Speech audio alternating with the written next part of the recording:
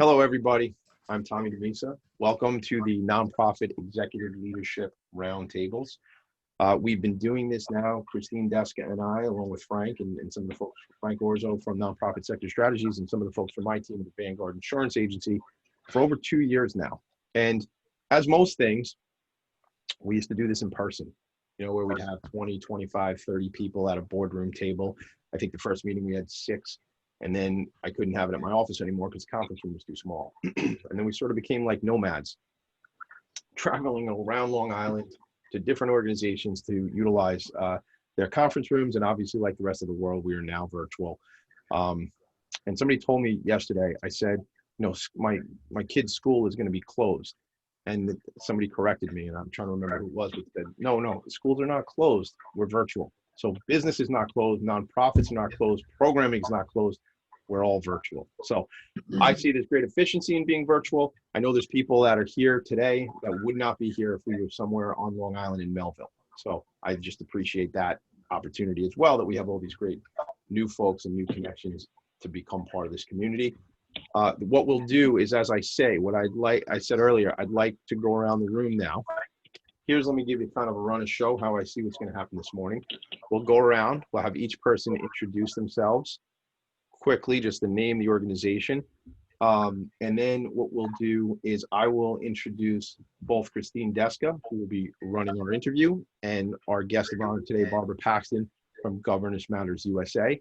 And at that point, Christine will conduct an interview. Barbara and Christine will have sort of a back and forth, really getting to understand what it is Barbara can provide around the topics of attracting and retaining board members. And usually during that, it becomes conversational. So you'll have opportunities to ask your own individual questions, and then there'll also be a formal, if you call it, Q&A at the end of that conversation. So before I get started, I will just ask, does anybody have any questions? Perfect, thank you. So what I'd like to do is, if you can stay in the Zoom little box where you are, try not to move around, because then I forget who I didn't get to introduce themselves. But what I'm going to do is we're going to work it like this. There's actually a 631 number, so I don't know who that is, but that's the first box. So I'm going to say that number, and then what I'll do is it's going to work like this. The number that ends in 2510, and then I'll say, and after that, John DiBiase, and then I'll say John DiBiase, and after that, Courtney Bevis. So you'll have some time, so you'll know you're up next, so it's not going to be too abrupt. And I'm gonna ask you to try to make it as brief as possible, but really let us know who you are. So that phone number that I mentioned ends in 2510, followed by John DiBiase. Please, if you could introduce yourself. Hi, it's Amy Fleischer. I'm the Direct Development Officer over at Long Island Select Healthcare. We're a federally qualified health center that treats the underserved. We turn no one away. Perfectly done, Amy. Great timing. John DiBiase, followed by Courtney Bevis. Hi, John DiBiase, the former executive director of Anabic, retired last year. I tell people I am retired but available. Thank you, John. Courtney, followed by Margaret McPherson. Hi, I'm Courtney Bevis. I'm the executive director of Patchogue Medford Youth Community Services. We're a local nonprofit serving families in Patchogue and Medford in Suffolk County. Thank you, Courtney. Margaret, before you go, I want to say one thing. Folks, what I'd ask you to listen for is when you hear what somebody's doing, is there possible synergies from what they mentioned their firm, their organization does to what you do? And think about that. Jot a note down. And after the fact, you can always follow up with Christine or I to get that information if you didn't connect with that person here today. So Margaret, followed by Tammy Severino, please.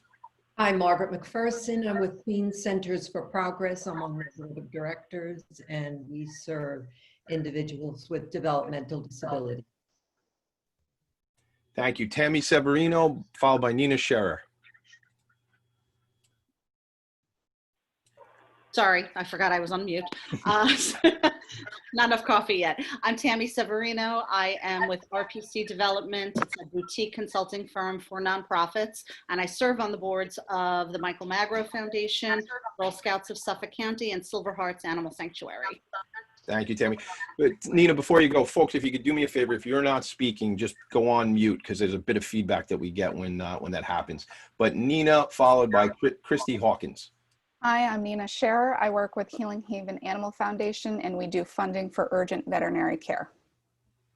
Thank you, Christy, and then Christine O'Malley. Hi, I'm Christy Hawkins. I'm the program director for Blue Umbrella Experience. We're a new nonprofit on Long Island servicing young adults with IDD through virtual classes and in-person social experiences, just to try to give them a place to belong and connect, particularly during this time. Perfect. Christine O'Malley, before you go, Christy, quick question, because I'm curious. I was looking at your website this morning. I was actually just talking to Christine about you. How did you find out about our group? Because I'm just so excited that you did. Yeah, thank you. I'm really grateful. I hope you don't mind I'm here. Michael from Spirit of Huntington. Oh, Michael. We've got got to work closely with him to really keep going. Yeah. I'm glad he forwarded. Absolutely. Thank you. You're welcome. Thanks for being here. Christine O'Malley and then Tom Chifo, please. Good morning. I'm Christine O'Malley. I'm president of the Islip Arts Council, the board president.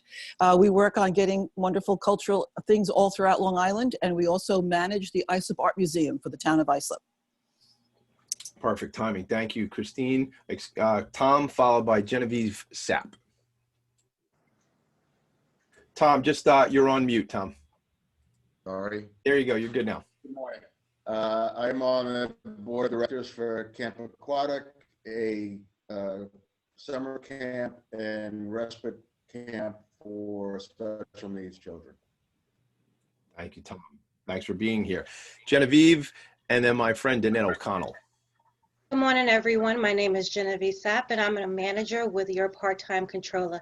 Your Part-Time Controller is accounting services that service various types of nonprofits nationwide. We build better accounting departments so our clients can build a better world. Thank you.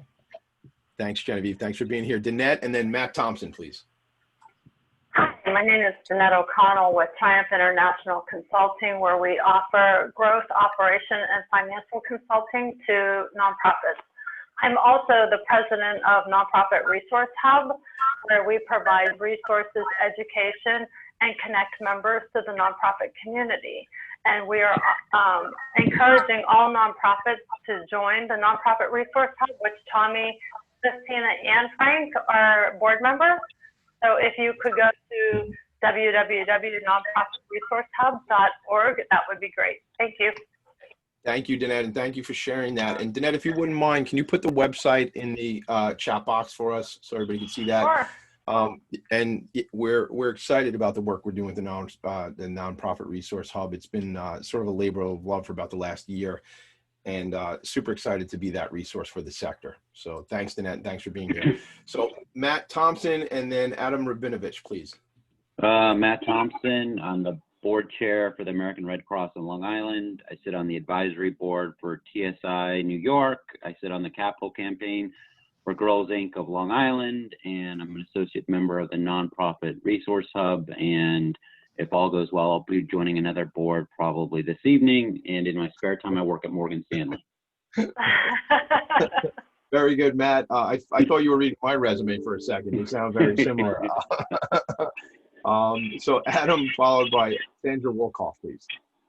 Hi, good morning. Adam Rabinovich speaking from the car. Forgive the noise. I'm the executive director of COPE, supporting parents and families living with the loss of a child, joined by Sandra, who will speak next. I'm also the board chair of Brick by Brick, improving education, economic development, and healthcare in East Africa. Wow. Thank you, Adam. I love nonprofit people. Sandra, followed by Melissa Greenberger, please. I don't know how that worked out with me and Adam being back to back. Right next to each other, right? No, next to each not other. funny. I'm Sandy Wolkoff. I'm board president of the Coke Foundation. As he said, a grief and healing organization, parents who've lost a child. I'm also a Coke parent who has lost a child. And I am in the position of looking for new board members. So your email came to me. I have no idea why, but I'm very happy to be here. It was meant to be there. It was meant to land in your inbox. So that's what we're here to discuss today. So perfect. Thanks for pointing it out, and thanks for being here, Sandy. Appreciate you. Melissa, followed by Susan Samaru. Susan, I haven't seen you in a while. Good to see you. Melissa, and then Susan. Melissa, I think you're on mute, Melissa. It doesn't say that, but I don't hear you.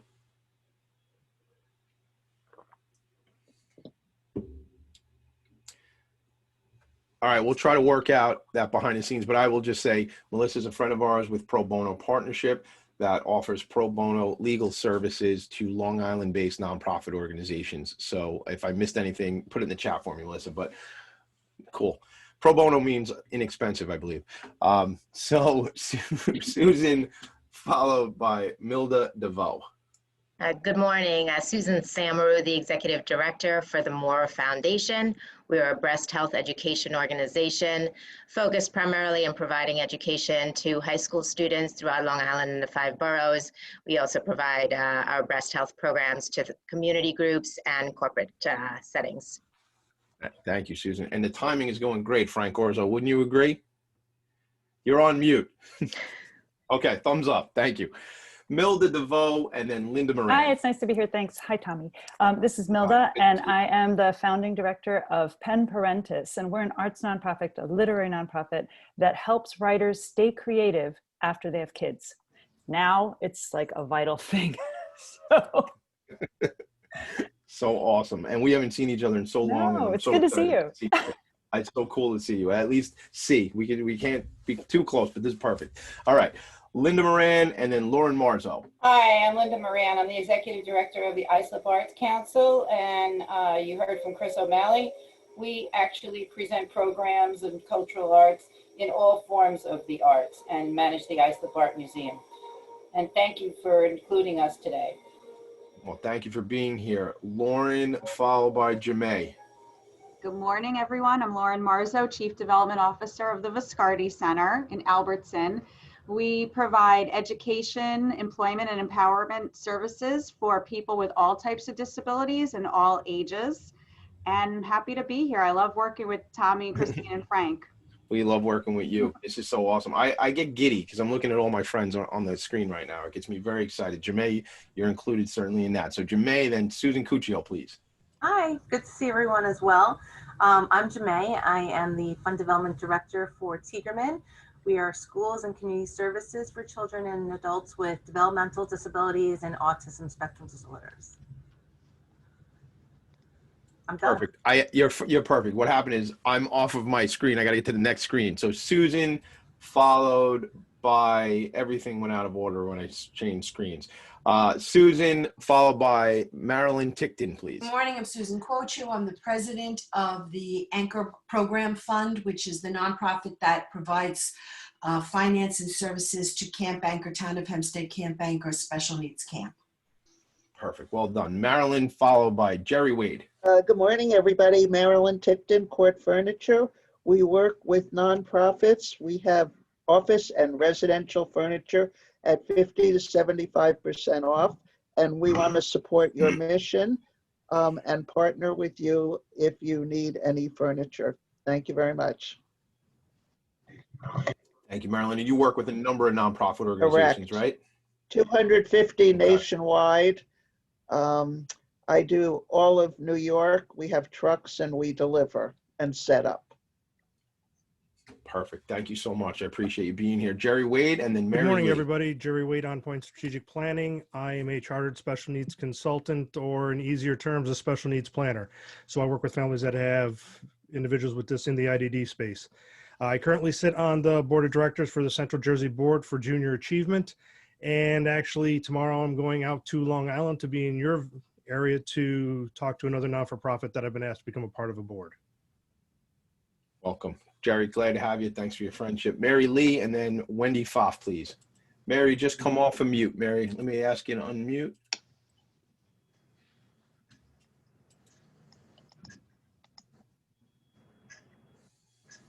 Sorry about that. I always There you forget to unmute. It's all good. It Okay, happens. I own an IT services company, and we provide managed services as well as anything to do with your technology. We've been in business for over 20 years, and 95% of our clients have always been nonprofit organizations. So we really work closely with our clients, and technology is always a challenge. And we've been working a lot with organizations who's working remotely. So I'd love to be able to help you guys. Thanks for being here, Mary. I appreciate you being here. Wendy, and then Jen Capezza, please. Hi, good morning, everybody. I am Wendy Paff Gennaro, the Director of Development for Queens Centers for Progress. Margaret is our board president who spoke earlier, and we provide services for people with intellectual and developmental disabilities in Queens County. Thanks, Wendy. So happy you're here. I saw your note, and I'm glad you made it. Thank you. Good to be Jen here. and yeah, absolutely. Jen, and then Betty Vresic, please. Good morning. Jen Capezza. I'm the Director of Development for LI Against Domestic Violence, and we provide comprehensive services for survivors of domestic violence and sexual assault. I will say this, regardless of what happens this winter, shutdown or otherwise, our hotline operates 24 hours a day, 7 days a week. We will always be here. We've been here through this whole thing. Thank you, Jen. And incredible service you provide. So thank you for pointing that out. Betty, and then Andrew Hall after that, please. Betty, can you come off of mute? All right. If you want, I'll keep it moving and put it in. Mention what you do in the chat for me. That would be great. I think you're frozen. So Andrew Hall, and next on my screen is Amy Fleischer, but Amy already spoke. So Andrew Hall, followed by Kylie McGrain. Hi, my name is Andrew Hall. I'm one of the founders of the Blue Umbrella Experience. I'm also a martial art instructor, which runs the Inner Force program, which is a way to help students with learning differences find their voice, exercise, and increase their confidence. Andrew, thank you for being here. I love how you're marrying that whole martial arts piece to what you're doing. So I look forward to connecting with you on a one-on-one. Then it's Kylie. Kylie, I saw you register. I was excited when I looked up your organization. I have 2 daughters, so I'm going to ask you to come off mute, and then Kylie, and then Kira, please. Hi, everyone. My name is Kylie McGrain. I am the founder and executive director of A Moment of Magic Foundation. We take college students into pediatric hospitals to provide creative programming, usually dressed like characters, princesses, superheroes, you name it, we do it. So we are based in Manhattan, but we have about 23 chapters nationwide. So awesome. I look forward to learning more about your organization. People are moving all around the screen, so I'm doing my best to make sure we hit everybody. So Kira, and then Angela Trevano. Hi. Good morning, everybody. I see some familiar faces. Hi, Tommy. It's so good to see everybody. Good to see you, man. A lot of familiar faces here. So I'm Kira Jensen. I am the Director of Development for Mercy Haven, and we do mental illness and homeless housing. That's it. Perfect. Super succinct. We can actually deliver our messages in such a small amount of time, so I appreciate that. As a guy who is rather verbose at times, I could learn from you guys. So Angela, Alyssa, I don't know if you can come off. I saw a note in the chat, but Angela, and then I think we'll pass Alyssa and go to Michael Macaluso. Good morning, everybody. Angela Trevino. I am with a new foundation we actually started right before the pandemic hit. It is called the Page Elizabeth Keeley Foundation. We are raising awareness for AVM, and we're educating communities on this treatable disease, which is a ticking time bomb that affects all ages. And we're trying to establish early detection screening programs. And we've recently just partnered with a neurosurgeon named Dr. Beckelis, who is now on board with our organization doing free screenings for this very treatable disease if it's caught early. Well, thank you for being here, and we look forward to connecting going forward. Thank you. You're welcome. Michael Macaluso, and then after that, I think I had everybody introduce themselves, but I'll ask you real quick after that if I missed anybody. So Michael, if you would introduce yourself, please. Good morning, I'm Michael. I'm the former president of the board of directors for the Queens Centers for Progress and a part of their nominating committee for future leadership. Future leadership for the board. Correct. Wow, this might be a good meeting. Glad you're here. That's why I'm here. That's it. All right, so please raise your hand, come off mute, say, hey, Tommy D, you didn't let me introduce myself if I missed you. Okay. Hey, Tommy D. Oh, we got one. Betty's back. Betty, go ahead. Yeah, hi, Tommy D. Hey. My name is Betty V because no one knows how to pronounce my last name. It's actually Burchek is how you pronounce it. I've been in fundraising for the past 12 years as a professional fundraiser, and last year I started my own business called Enhanced Strategies to help nonprofits and member-focused associations, trade and professional associations with a variety of different tasks and services. My specialty is really corporate relations and events. So that's kind of where my niche is. I've raised more than $2 million in event sponsorships, and I absolutely love that space. But I can also do like annual giving and database management and all that stuff. So I'm here to help. Glad to have you here. And just kind of a networking story. We met through my buddy Vic Rajan through video socials, right? Isn't that how we all got connected? So it's just always, and when you think about networking, and especially as nonprofit organizations, peripherals wide. You don't know who you're going to meet. You don't know where those connections lie. So thanks for being here. So I think we hit on everybody. I think we did those introductions, and I did it in the time I had allotted. So far we're moving right along. So now what I'd like to do is introduce first. I have a lot of different things open here, so I'm sorry. I need 10 seconds. First, I'd like to introduce my friend, my compatriot in this project called the Nonprofit Executive Leadership Roundtables. Christine's been doing an incredible job with interviewing this, and there's a lot of things that I'm good at, and there's other things I'm not so great at, and Christine really fills in the gaps on the sides where I'm not so great. So let me read a quick bio. Christine Deska is a co-founder of Nonprofit Sector Strategies, a public benefit corporation dedicated to helping nonprofits maximize mission impact. NSS provides strategic planning and board management services to small and medium-sized nonprofits. NSS has also created Bell's Board, a board management software platform and mobile app that helps nonprofit boards to be more efficient. Christine brings more than a decade of in-depth experience working in and with nonprofit organizations, foundations, and the government. At the Columbus Citizens Foundation, Christine was the director of programs from 2014 to 2016. And she was also at AARP from 2006 to 2014. At AARP, she led initiatives around older adult hunger, financial security, and volunteer management, often serving as the media spokesperson, which is why she's incredible at interviewing our folks.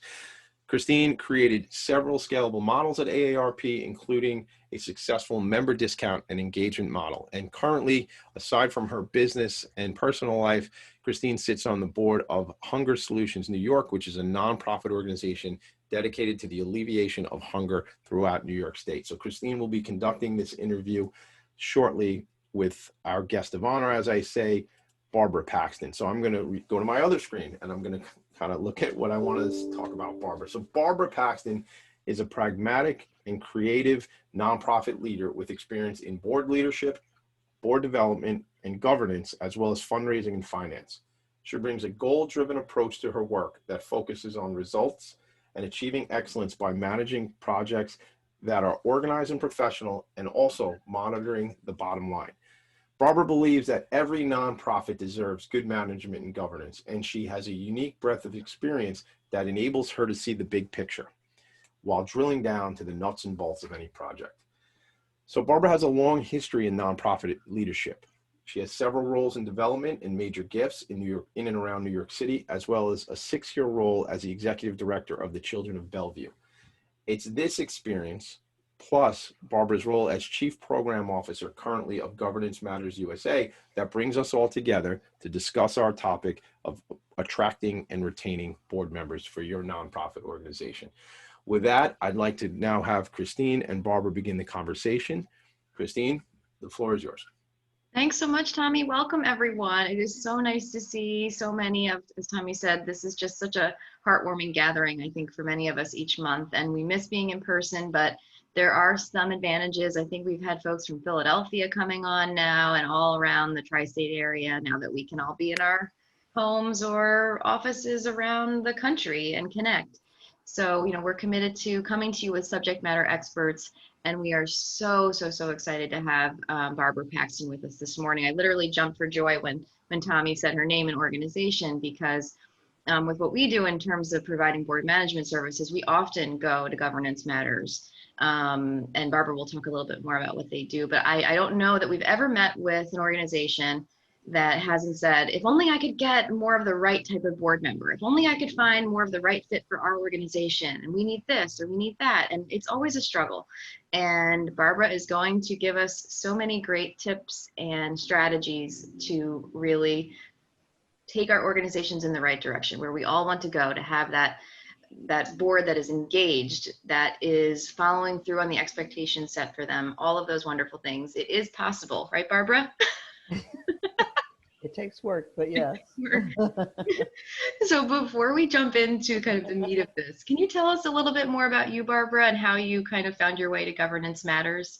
And if you want to introduce a bit more about the organization, if folks aren't aware of the great resources that you all have. Sure. Also, Governance Matters has been around in some form since the 60s.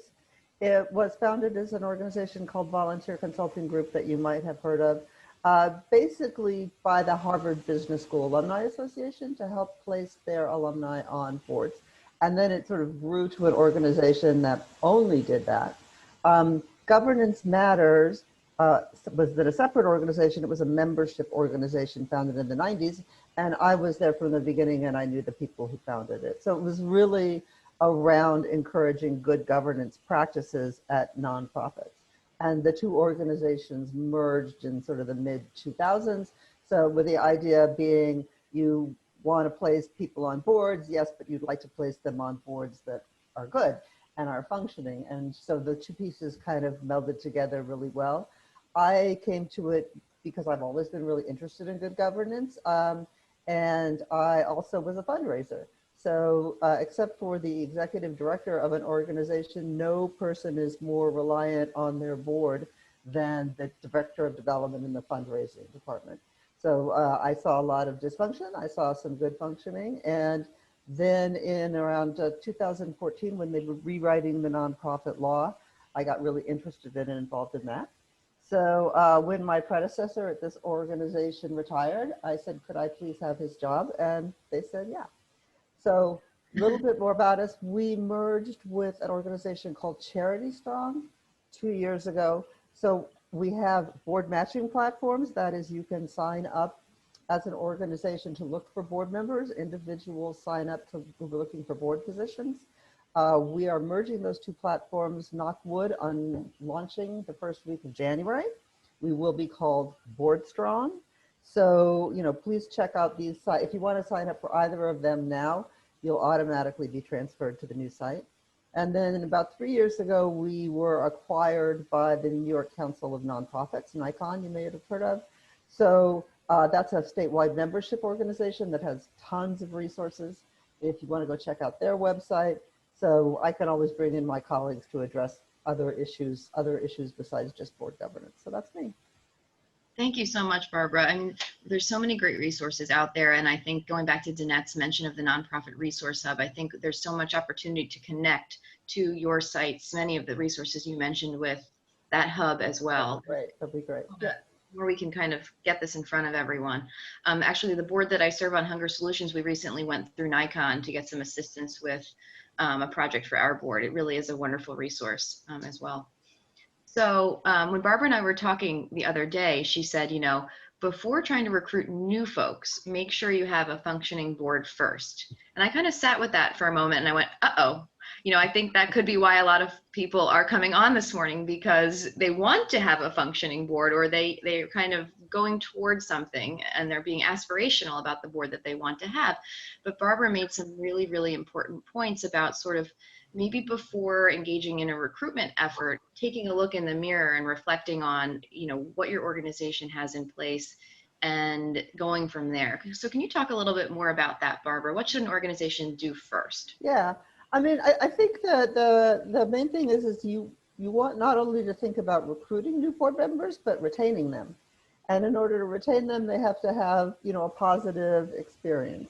So it's not like your board has to be perfect. I mean, probably you're recruiting people to make changes in your culture in addition to just filling gaps of skills. But you do want to make sure that you've created a board, that your board is a place where they can feel like they're making a difference. almost immediately. So you want to take a look and think, you know, if your officers, if your board members have been in place for a very, very long time, how are you going to make these people feel welcome? But also think about how you're going to change that, because many new board members, people who join boards, they don't want to be just foot soldiers. They don't want to just sit in meetings. They want the opportunity to lead committees. They want the opportunity to be one of your officers, right? Especially for mid-level career people, they are looking to really gain some leadership skills. That, you know, and then if you have committees, you want to make sure that they're functioning, that they have a job description, that you know why you have the committees there.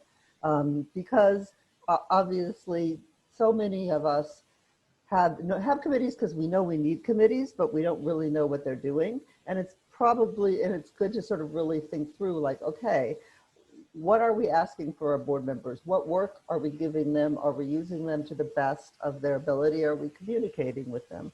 And so that way, when you start to get new board members, you've thought through how do we include them? How do we make sure that they're making an impact? Absolutely. So, you know, going toward recruiting, it sounds like this could sort of be a parallel effort if you're kind of assessing what you have in place, but also looking to, you know, broaden your reach and bring in new folks. You know, some organizations we certainly talk to, you know, where do I start when looking to find the right board members for my organization? So I was wondering if you could share maybe some examples of recruiting that you've seen, recruiting strategies that you've seen work. And also maybe talk a little bit more about, you mentioned this, you know, it's I think what we call, and Matt Thompson, I think you've said this many times, right? The what's in it for me, you know, how are we looking through the perspective of a prospective board member, and also making sure that, you know, they're gaining from their experience as well. And when we go to them, making our organization attractive for them to be part of as well. So maybe some stories could help all of us kind of think of how we could put strategies in action at our organizations. Sure. I mean, that was kind of a broad question. Let me see if I can think about how to come through it. I think that a concerted strategy is really, first off, thinking about, you know, what are the gaps? Who are you looking for? And then really just using your networks, getting out there, really thinking about, once you've identified what the person or the skills or that you need, it's much easier to find people, right, if you have a target. So I should have mentioned before, you need a job description, you need it written down. You want to make sure that people, you know, when we recruit board members, sometimes we get desperate. We tend to minimize the amount of time that it takes and the amount of resources we hope they'll bring. So make sure that you're explicit about that. And then I think just strategies for recruiting. Obviously, I have a board matching site. There's other places that have board matching. Put it on Facebook, put it on LinkedIn, and talk about it. I mean, one of the issues for many of us is that there are people out there who would make great nonprofit board members who really want to give back, but we have a stereotypical idea of what a person who serves on a nonprofit board looks like. So you want to widen your reach and really talk up the organization and ask people, you know, you'd make a really good board member, would you consider doing this? I think some really, I'm trying to think of like some stories that involve, you know, I was, one board member I brought in, I met her, she works at a major university, right? And just an amazing person. And once I started to talk to her about, you know, I thought that she would be really good, her interest would be really good on a board, she was just kind of taken aback and surprised. But she's actually just joined a board and it's great. And I think the other thing is, you know, if you're thinking about like diversity and, you know, people frequently know that their voices are missing in your space and they want to elevate it, that you can bring that up, you can talk to them about that, as long as you have a place for them and a way for them to feel like integrated. Did that answer your question? There's a lot. We have a lot to cover, and my question was pretty broad. I think just to zero in on a couple really important things that you said. I think you mentioned there has to be a written job description, and I think that I've certainly seen this happen. I was just asked to recruit new board members where I serve. I don't have anything in writing yet, so it's been kind of informal, and I think that's something we can all work on, because when you have that document, we've talked about the best practice of kind of managing expectations and setting clear expectations. So I just want to make sure everyone's hearing how important that is, because it really allows your organization to focus, and the target, what you need. So maybe you can say more about that. I think some organizations have not come together to really decide what are the specific needs for their board, and who are those targets, and how can everyone become engaged in finding the right members for the organization. Right. So you want to, what you want to do is you want to analyze who is on our current board, right? And you can do that by asking them, by doing survey.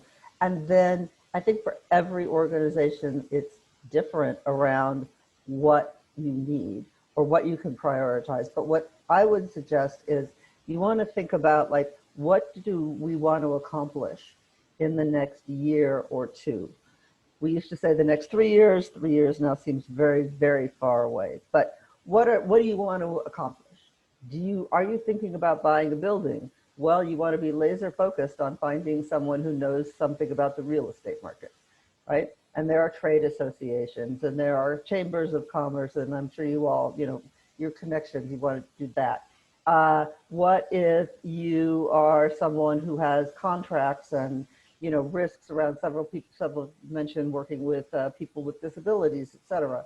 Well, you need a lawyer on your board, right? To help figure, just in case something happens, to spot risks, to help you. So you can really say, okay, we need a lawyer, and then think, do we need a generalist? Do we need a corporate litigator? Does it really matter? Oh, wait, we're going to buy a building. Maybe we should try and focus on finding an attorney that specializes in real estate. So that's another thing. If you're looking at diversifying from, racial, ethnic, age point of view, that's great. Those are gaps that you need to fill, but think through why you want to do that, not just because we need bodies that reflect, but like, do we need a voice for our community? Do we need a fresh, younger people? Do we need real help with our social media and our technology and that sort of thing? So it's bringing diverse voices into the room is a good end in itself. But if you can marry that with what your needs are, then all the better. That is so important. I think we all know that diversifying is the right path. We all know that we'll have better outcomes the more diverse our board is. But it sounds like you're saying, let's make sure we do that in a strategic way based on what our mission is and where we want to get to based on our organization's goals. So always backing into that. We talk about this a lot in strategic planning, and I think you do too, Barbara. And it's hard to take that step, take that breath sometimes, and look at what the goals are and then proceed forward in recruitment. Though I should say, what we also tell people is, if you find someone who's really good, who's really interested in serving on your board, take them. You don't have to say, well, they're not much the profile of what we're supposed to be looking for. Passion can trump. Yes, exactly. Exactly. Well, this is a good segue though into managing expectations though, right? So say you go a little bit off course from your job description because you find this dynamic individual who can bring value to your organization. What's the best way, and this kind of ties into what we talked about with onboarding, I think, as well. And you mentioned just how important onboarding is when we talked the other day. What would you say is the best way to set clear expectations for a new board member? And then talk a bit about the best practices around onboarding that we can all employ. Right, well, that job description goes a long way towards setting expectations, I think. Also you have a nominating process, you have an interview process, so you want to be really clear during that process what the being on the board entails. You should, I think, put prospects together. Well, you should, as board members, be able to articulate why anybody would want to serve on your board, right? And if you don't have a really good, if it's a miserable slogging experience that, we do because we care about the cause, then you want to think a little bit about that. Because the reasons that people serve on boards, really, let's just back up and think about that, is first, they want to make a difference in their community. That's important. But also, they want to meet people that they otherwise maybe wouldn't meet. They want to go to a board meeting with people that they like. So you want to make sure that your board, is a good group of people that they'll want to be part of, right? Onboarding is so critically important, and so few organizations even think about it, that I'm just really glad you asked me. Because if you haven't thought about how you have to think about how you're going to integrate new board members into the board and make them feel welcome and make them feel like they belong from like day one. It can be really, especially if you have board members who've been on a long time, you can kind of overlook this stuff. But, it's kind of like being on a board is kind of like, your private club, right? If you join a private club, everybody there already knows each other. They've been together forever. They know where, how things work. If you have been in a club before, if you're familiar with that environment, then you can kind of sit back and think, well, I'll figure things out. But if you're going to be bringing people in who've never been on a board before, then they can feel like they don't know what they're doing and they're completely unwelcome. So we recommend sort of a buddy mentoring system where the people who've been on the board a while look after the people who have just joined. We recommend that it be formal and structured. You don't want to just say, okay, Tommy, you've been on the board a while, you mentor Betty, go for it, right? You want to say, okay, this is what we want. We want you to, call the person before a board meeting, call the person after a board meeting, take them out for coffee every once in a while, so that they really feel like they belong. And then you just want to make sure that you include people as you go along, in that they understand that they are part of the organization. That's such great advice. It goes a long way, and most boards meet quarterly. So it's not like when you start a new job and you're with your colleagues daily. It's very easy, I think, for a board member to feel not necessarily unwelcome, but disconnected from the group if they don't have that onboarding at the onset of their service. Tommy has told me that we have a question in the chat, and I should have said that. Now we're virtual, please, type in the chat if something comes up and you want to ask, and we also do build in time at the end for questions as well. But either way, Tommy, take it away. Absolutely. So this question comes from Melissa Greenberger. So it's actually two different questions, Christine. So I'll tell you them, and then if you can manage the first one is Barbara aware of any organizations that provide training for potential board members so they can learn about roles and responsibilities of board members before joining a board? Maybe Governance Matters USA does stuff like that, so maybe that's the answer there. But I'll let you answer that. And the second piece there is, how about resources for, hot topic here, diversity and inclusion training for boards? Obviously, that's a big deal. We just did something around DEI with the Nonprofit Resource Hub last month. So those are two questions, Christine. You got them? Got them. Cool. Thank you. So post questions in the chat if you want, folks, and we'll address those. Thank you. So I do a free monthly training. You can find it on my website for people who are interested in joining boards. It's about an hour and a half. It starts out with, who regulates you, what are the duties of loyalty, obedience, and care. And then I talk about, we talk about how boards should work. And then I tell them a little bit about how they should think through finding a board, right? And in some ways, you guys are welcome. People who are on boards are welcome to attend. Used to be like 10 people. Last week we had 40. So this Zoom thing is pretty cool. But it helps, if any of you wanted to join, it would also help you think through. We tell people, think about what stage the organization is that you want to join. Do you want to join a grassroots organization and roll up your sleeves? Do you want to be more of an oversight board? Think about what you care about, arts, advocacy, etc. And think about the culture of the organization. And that's something you all should think about as you're out there recruiting board members. do you have a very formal process? Do you meet quarterly? Does the executive director, is that really your point person? Do you encourage people to really get to know staff, to interact with them? Do you encourage them to, you know, stop by the office every once in a while and just find out what's going on? Every organization has a different culture. So that's that.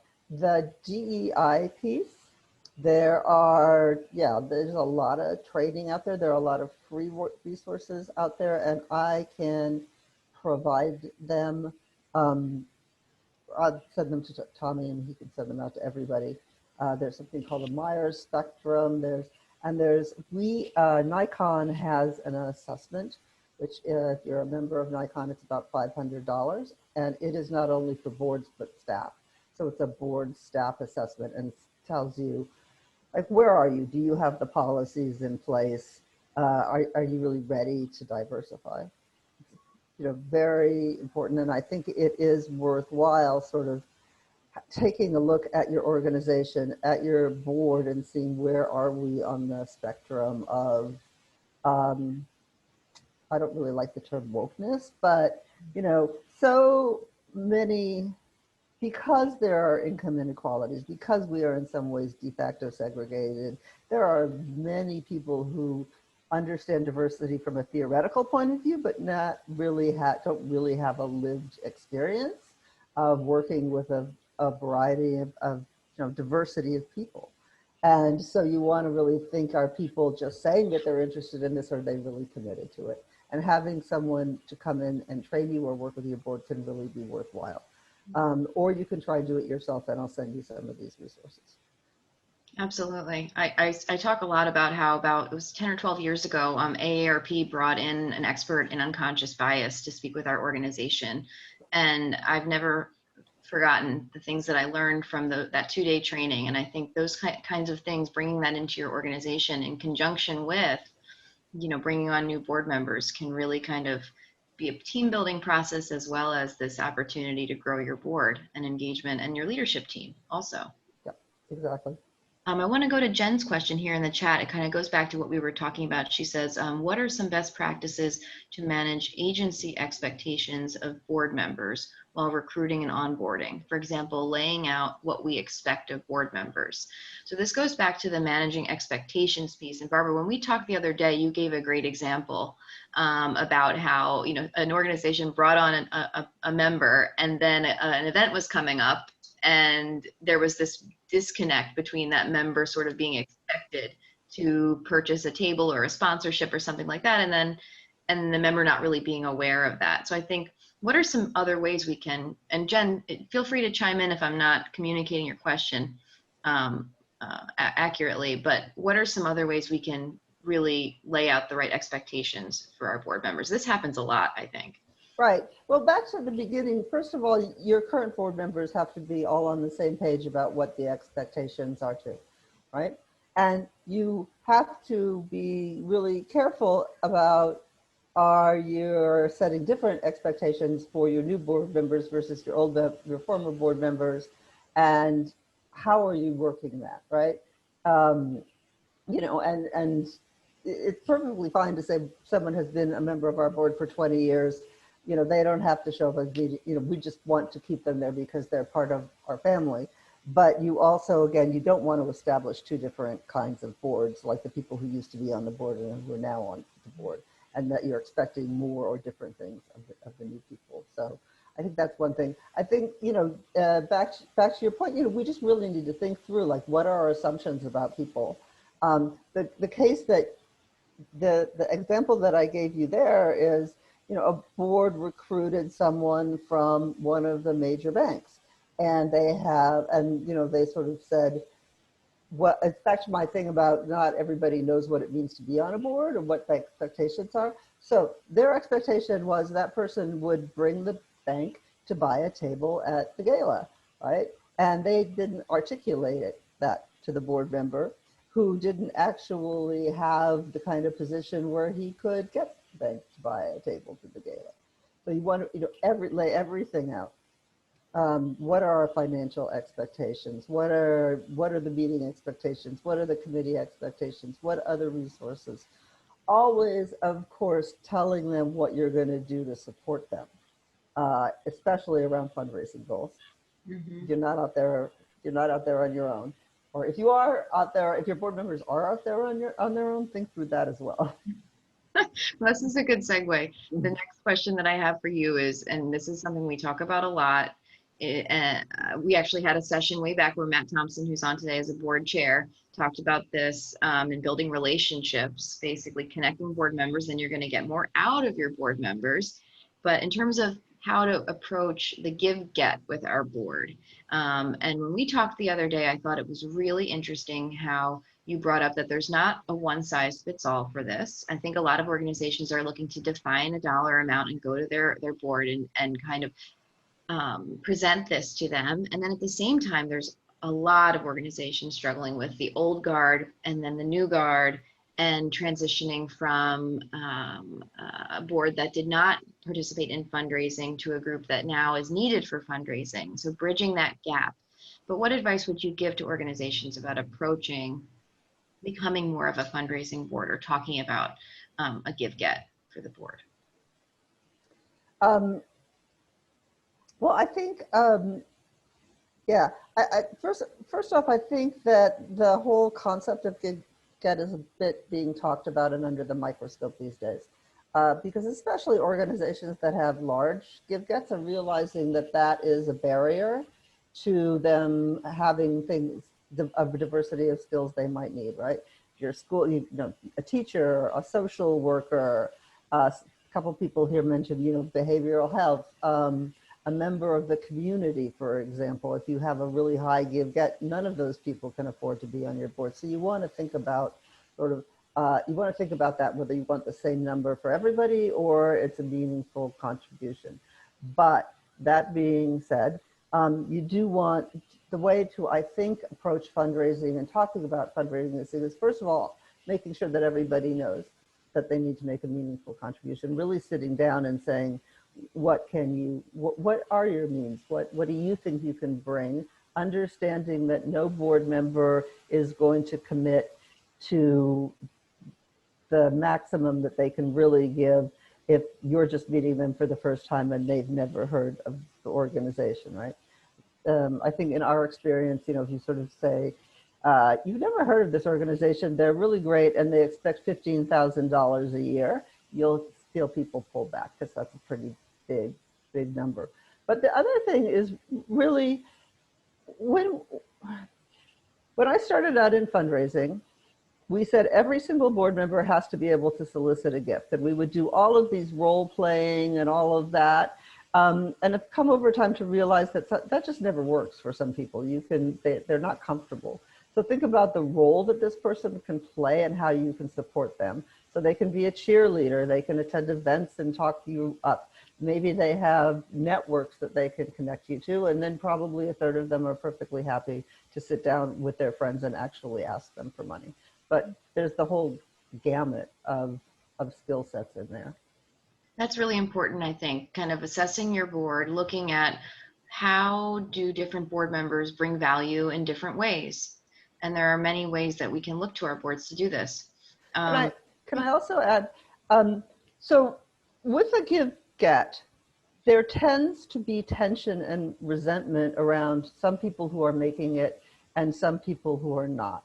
And what we really see is the tension is around people who have similar means, but some of them aren't doing it. So as we think about diversifying our boards and bringing in younger people who can't give as much, et cetera, I mean, we're not finding that people who have significant means, who are already writing big checks, are resentful of the people who they recognize can't, right?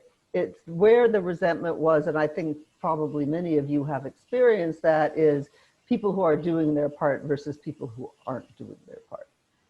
And that's where the tension comes in. Mm-hmm.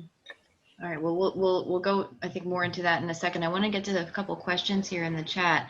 Amy, thanks for your question. Amy asks, how do you handle it if your board members are executives at other nonprofits and they don't want to give up any of their contacts for your events?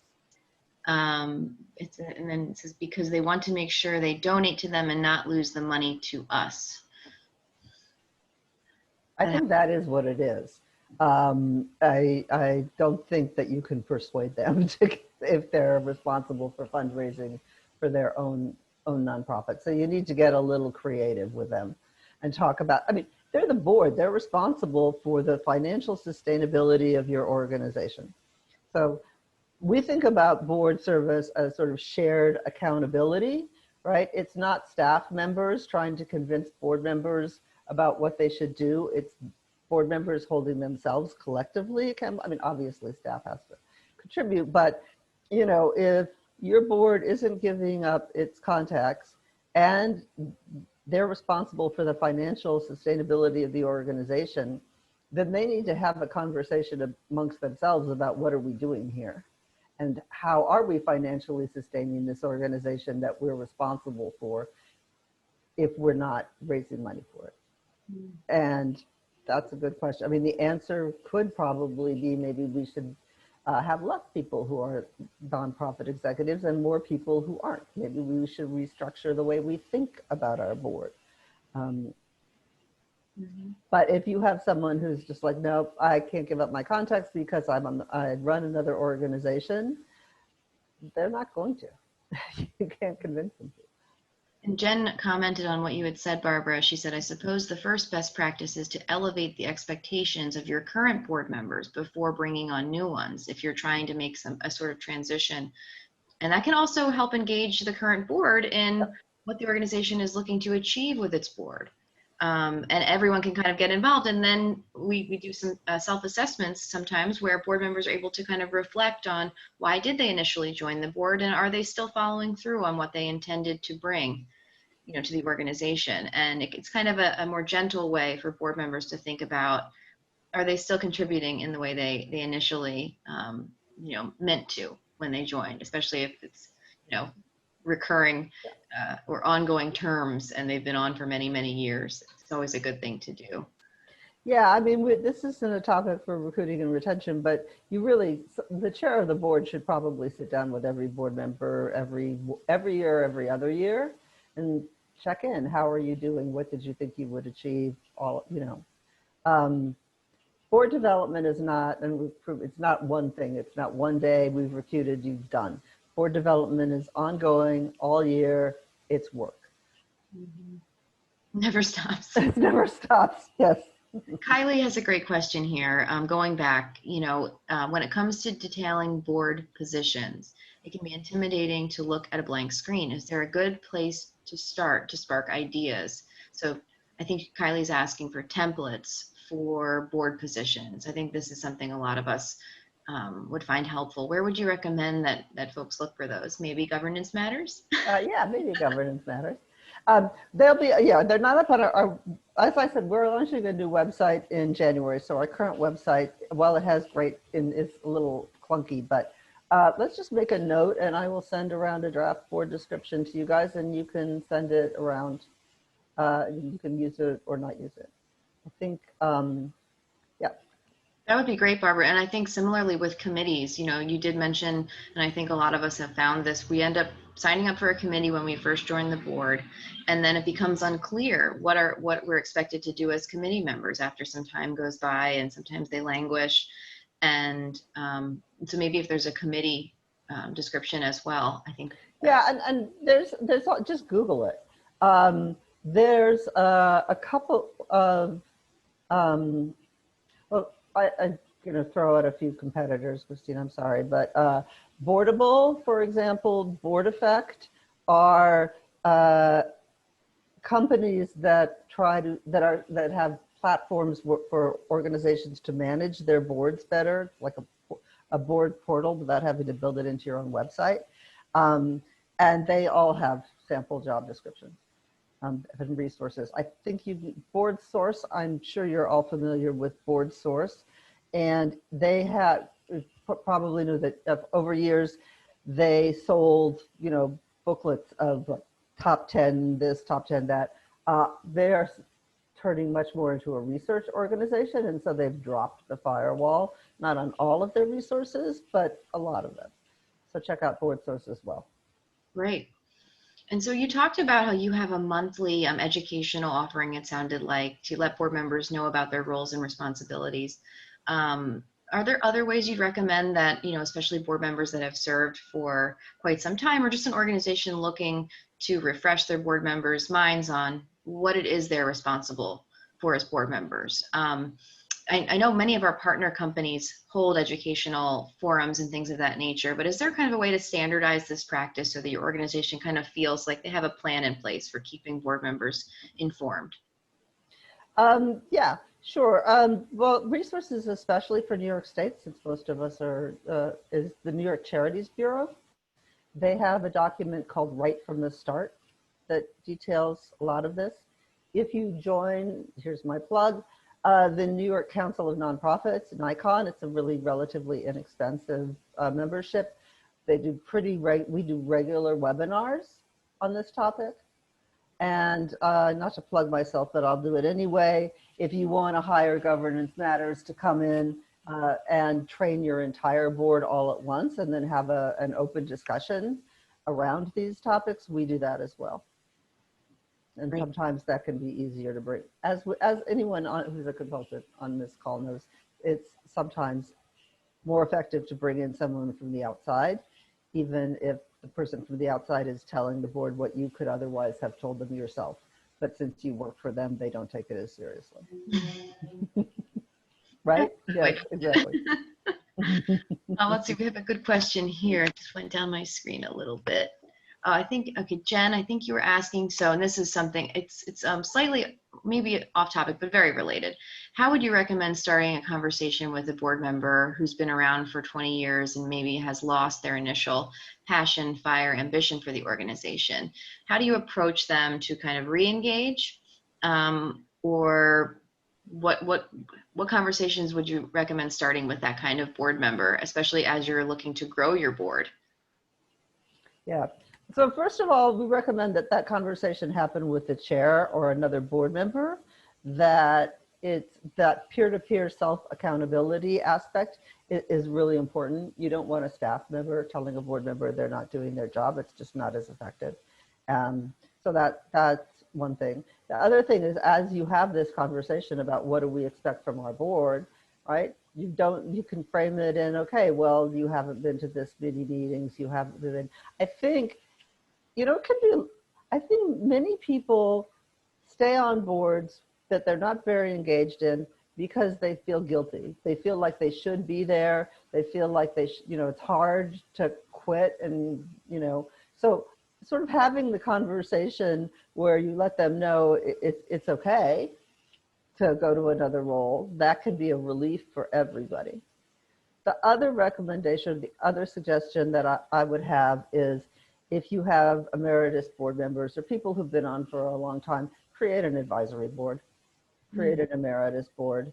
So you're not kicking them out of and it's good if you have term limits to do something like that too, and wanna, so that once a year they are invited to a meeting where you brief them on what's going on. You continue to get their support, especially if if they support you in other ways, they have good connections that you could use, etc.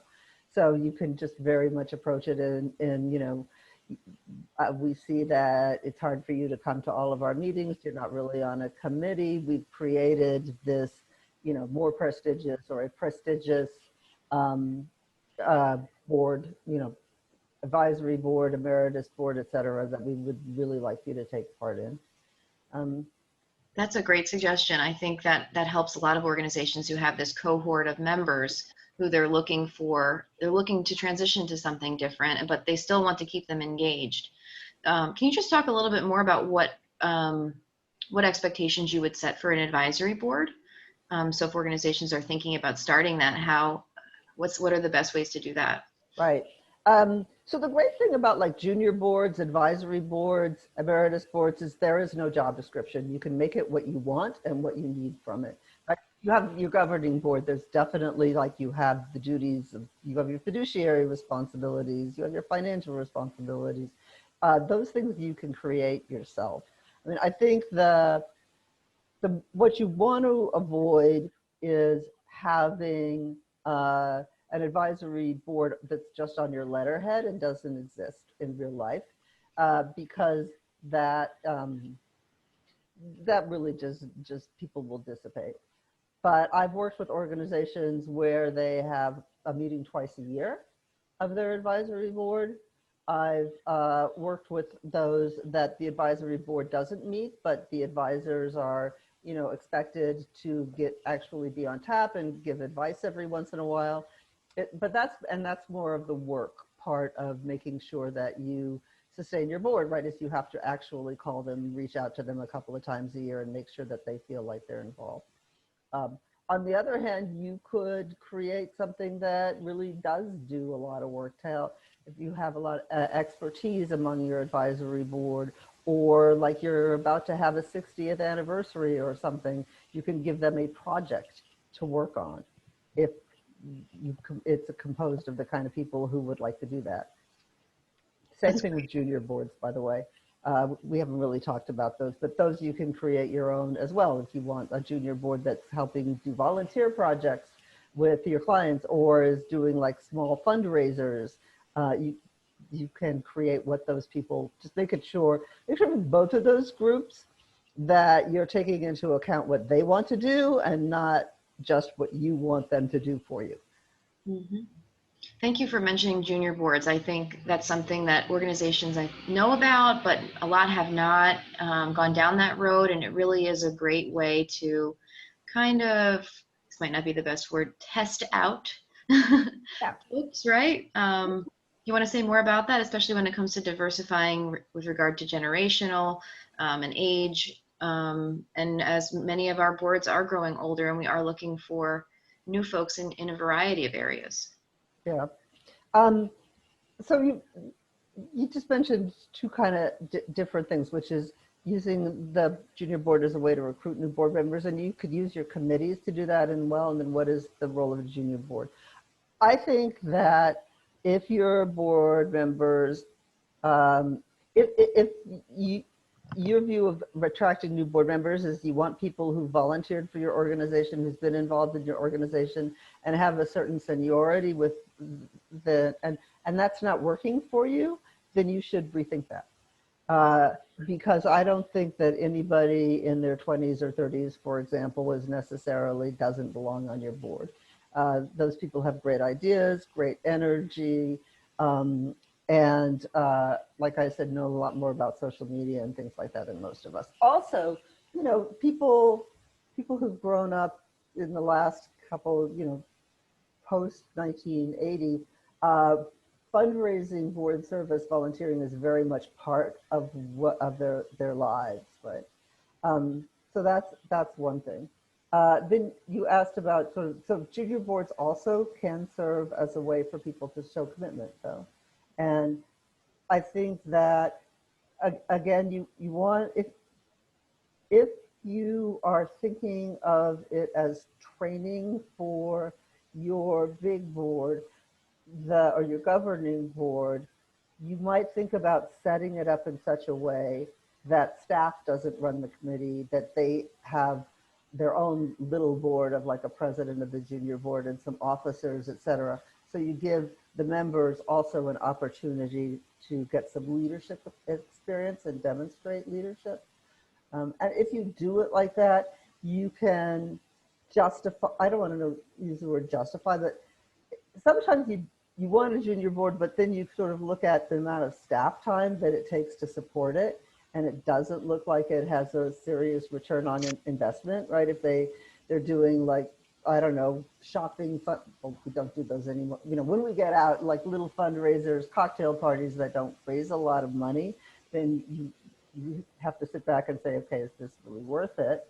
But it can be a good way to give your junior staff, your junior development staff, a responsibility.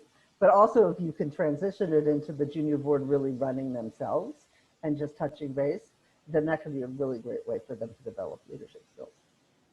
That's such a great point. I think a lot of organizations listening might be thinking, you know, so much of this sounds great. We definitely want to do all this, but where do we find the time? How do we prioritize what we can really take on as a leadership team or as the few folks, tasked with keeping our board in line and growing our board. And we are at a couple minutes past 10. I'm sure Barbara could actually give us some great tips about prioritization, but I also want to just let everyone know who's on. I think we go until 10:15. Tommy just confirmed that. So we've got a good 10 minutes for Q&A. Would anyone like to, this is kind of risky, would anyone like to come off mute and ask a question of Barbara? In your own words or in the chat. I have a question. Chris O'Malley from Islip Arts Council. Great, thanks, Chris. Hi. So good question. This has really been awesome because with COVID, our board has just been, we find, who's effective and who's just not present. So we have decided, and our funding has just dried up. So we're like reinventing ourselves. So the question I have for you is, how do we go about basically rewriting our bylaws? They don't work anymore. Or should we just do a COVID amendment to our board? It sounds like we just have to rebuild, and we're like the band that went back into the garage. We're the garage band again instead of the band. So how do we go about doing that? Is there some place where we can learn how to do that or get advice? So you mean you mentioned revising your bylaws. You want to change what?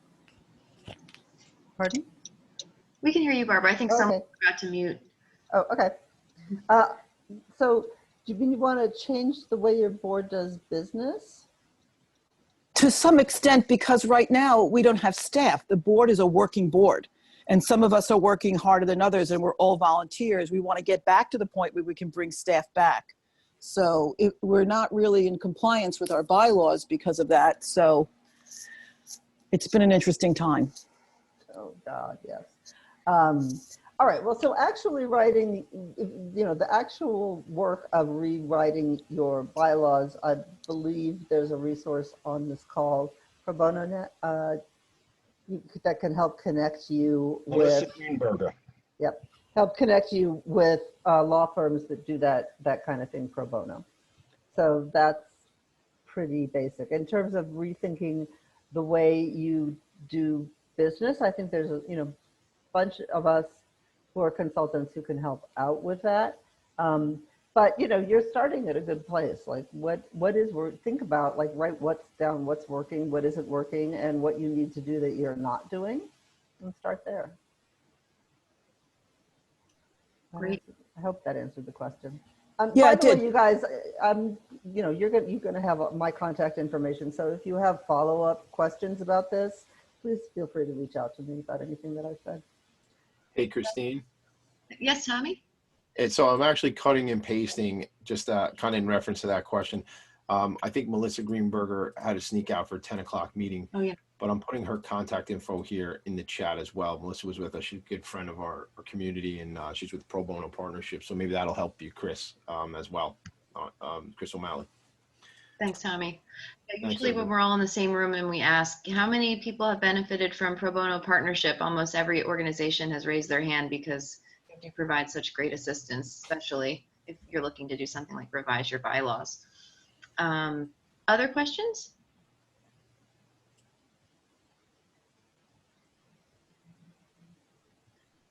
If I'm not hearing anything, I'll talk a bit more, because I wanted to ask Barbara,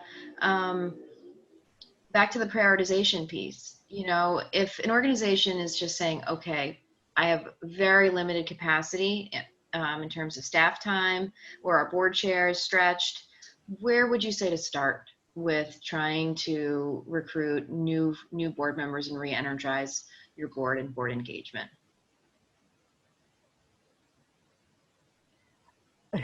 I know that's a big one, but yeah. An organization like Chris O'Malley just mentioned, where it's COVID times, everyone is under pressure. Where, if you had to recommend a top 3 places to start, start looking or start thinking about it? Well, I think the thinking about it has to come first, right? Right. Exactly. Again, first off, think about what's working for you and what's not, and what you need. And I think, the priority for me would be focus on your current board before you go out. And it's really easy to just say, okay, everybody stretch, we'll fix this, we'll find new board members. But if your current board isn't, I won't say solid, you know, every board has challenges, but really sort of think through, are people currently showing up? If not, do they currently feel like they're passionate and dedicated to the organization? Do they,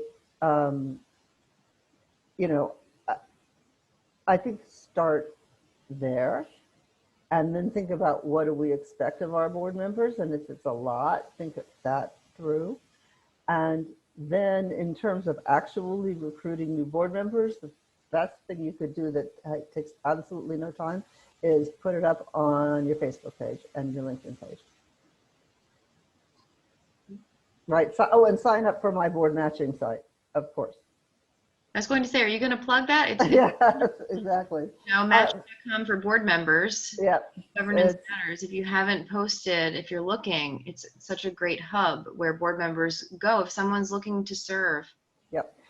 And if I could also ask for something from this group. So we are launching this new site in January for what we're not worried so much about organizations signing up. We want to make sure that we attract a good, you know, individuals. So those of you who are board members who work for companies where you would encourage your employees to join nonprofit boards as part of their, you know, your company's service to the community, et cetera. If you would let me know, and we can talk about how we might get the word out throughout your company that this exists for your employees who want to join boards, I think that would be really, really, really helpful. That's great. I think a lot of folks that are listening have different connections and would be happy to do that. So we'll send a reminder out about that, Barbara, in our follow-up.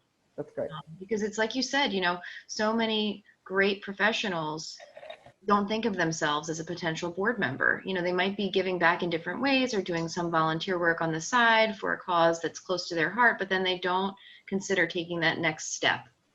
And by connecting in different ways, I just asked a colleague who runs an accounting firm, are any of your junior staff thinking of giving back in a new way? Because I have a great opportunity that they might, you know, want to be part of. And I should have asked this question years ago, but it didn't occur to me to even go to that person. So sometimes, hopefully, you know, listening in on this webinar, maybe those of you out there who are looking for new board members are kind of connecting the dots in your head. It's, how come I haven't asked that person yet? They could have, right. They probably have this new member right under their nose. And sometimes that's where people are hiding. Exactly. All right, well, we're a couple minutes to 10:15. Any last questions from attendees? If somebody was feeling shy and now wants to ask a question, last chance. Yeah, I have a question. Hi, Betty Verchek here. Have you noticed if there's any difference in board members as far as expectations with like boards who are actually like a trade or professional association versus a nonprofit? Because I know they're both nonprofits, but they're different. They're just different, right? One is for charitable and one is for professional development. Have you seen any difference and any tips on to approach their differences? Well, the one big difference is usually the fundraising piece. Trade associations have dues that usually support them. The other big difference is for most of them, you're limited to the pool of who you can recruit to be on the board because you want members to be on the board, right? And I think the third thing is just as much as a charitable board, and maybe even more, is to make sure that your board understands its governing responsibility and is showing up. And because sometimes people want to join the board because it's prestigious within the industry. And while it is, you know, you want people who are actually doing the work. And then I guess the fourth thing I would say is to be careful in those instances that your board doesn't grow to be so big that it's really unwieldy. because there's the prestige and because everybody wants representation in the, all your members in some ways want representation in the leadership of the organization. So I'm working with 2 organizations actually. So because they have constituents from upstate and then northern region, but they also have big big companies that they're representing and smaller that they're representing. They try and spread the representation in such a way that their board is like 40 people.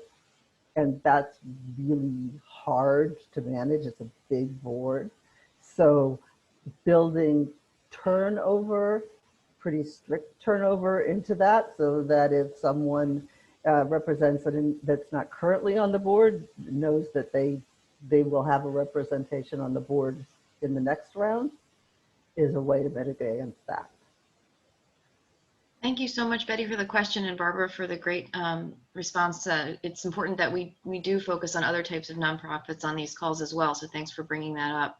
Can everyone give me a virtual round of applause for Barbara? Thank you. We really appreciate your time. Oh, good, I'm so glad. And I hope that if you didn't know about Governance Matters, you know now, soon to be Board Strong. Is that right, Barbara? Board Strong. And so we'll send a comprehensive follow-up email as usual, letting you know some takeaways from this, and we'll link to a lot of the resources that we talked about so that you have them at your fingertips going forward. Thanks so much, Barbara. Thank you, everybody. And again, don't hesitate to reach out with follow-up questions. And Tommy, do you want to plug? I did. Before everybody goes, real quick, thank you, Barbara and Christine. Heck of a job. Really appreciate it. Great insight. Thank you for both being here, and thanks for doing what you do. Frank Orzo, if you just want to bring us home real quick on a comment, introduce yourself quick, and a comment on the Nonprofit Resource Hub. Thank you, Frank. Thanks. I'm Frank Orzo, along with Christine Deska, my amazing partner. I'm co-founder of Nonprofit Sector Strategies and the developer of the Bells Board Board Management Portal. I'm also Chairman Emeritus of Holy Cross High School.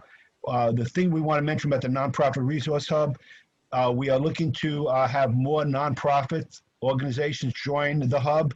It's free to join, and we are having a raffle. Breaking news. Having a raffle. What? Breaking news.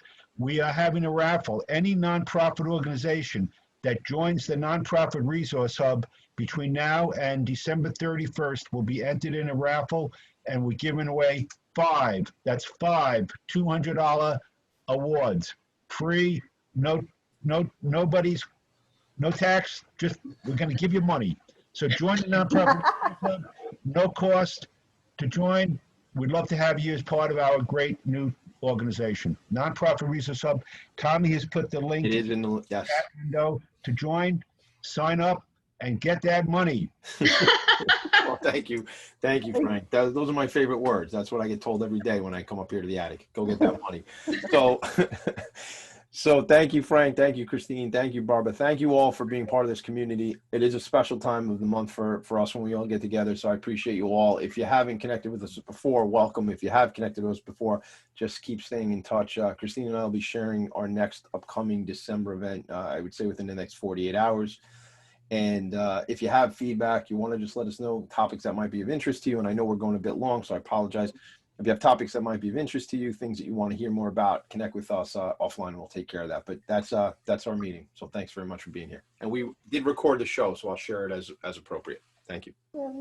Thanks, everybody. Thank you. Thank you. Bye. Bye. Wonderful. Thank you so much. Great holidays, guys. Thank you. Thanks, Season John. greetings. Alone with your masks on.